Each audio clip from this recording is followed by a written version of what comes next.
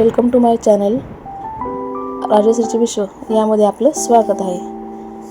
पावसाचं वातावरण झालेलं होतं म्हणून गरमागरम वरण भातचा बेत केला, म्हणजे मुलंही चांगलेच वरण भात राहिला म्हणजे चांगलाच ताव मारतात। त्यासाठी मी घरगुती डाळी तयार असतात माझ्या, तर माझ्याकडे होती तूर डाळ आणि मूग डाळ। मध्येच चहा पण मी उकळून घेतला, चहाही घ्यावासा वाटत होता। तूर डाळ मूग डाळ चांगली स्वच्छ धुवून घेतली, कुकरमध्ये पाणी गरम करायला घेतलं आणि कुकरमध्ये दोघी डाळ मिक्स करून स्वच्छ धुवून टाकून दिल्या।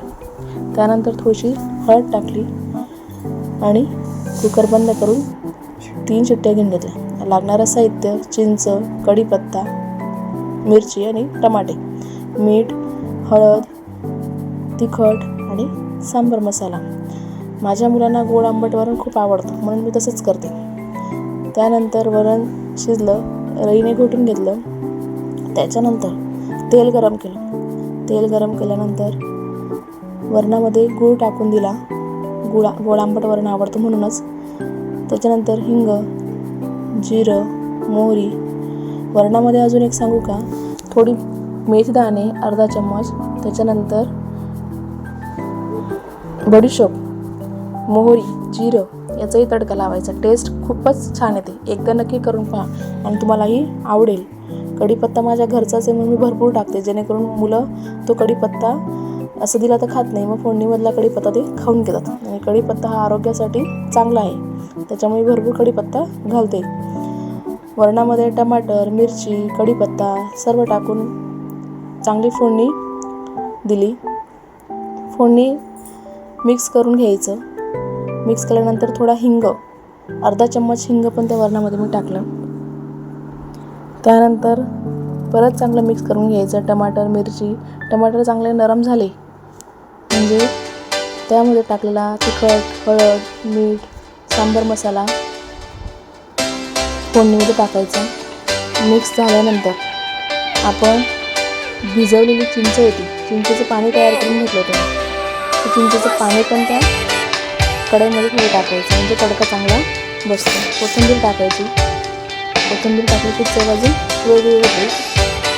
ते चिंचेचं पाणी त्या कढईमध्ये ओतून घेतलं, फोडणी छान बसली आणि नंतर थोडी एक उकळी आल्यानंतर तुम्ही पातेल्यात वरणामध्ये ती फोडणी टाकली। त्याच्यानंतर आता भाजीलाही काही नव्हतं, म्हटलं काय करावं, भाजीसाठी वरण माझं झालेलंच होतं, गरम करून घेतलं। गरम झाल्यानंतर आता माझ्याकडे घरी तयार केलेले आळूने दिलेले वडे होते, गव्हाचे वडे। वाळवणीतला हा पदार्थ आहे, खूप छान टेस्टी लागतो। थोडे पाण्यात भिजवून घेतले, 10-15 मिनटं झाल्यानंतर कणिक मळून पोळ्या पण लाटून घेतल्या। पोळ्या लाटल्यानंतर ते वडे 10 ते 15 मिनटं भिजू द्यायचे। 10-15 मिनटं भिजू दिल्यानंतर त्या वड्यांना सुद्धा मी फोडणी दिली। वडे मऊ होतात, त्याच्यानंतर बघा आपलं वरण हे झालंच आहे।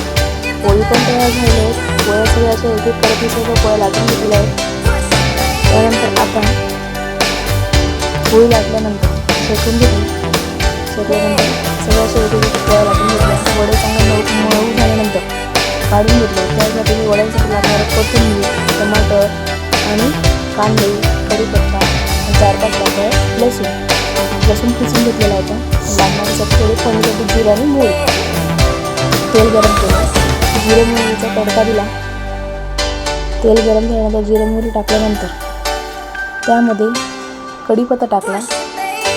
कढीपत्ता माझ्या घरीच दाराबाहेर झाड असल्यामुळे मी कढीपत्त्याचा वापर भरपूर करते।